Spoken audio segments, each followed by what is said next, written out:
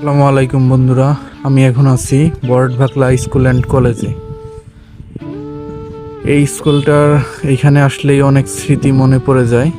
এখানেই কেটে গেছে আমাদের 5টা বছর। ক্লাস 6 থেকে ক্লাস 10 পর্যন্ত এখানেই আমরা পার করছি।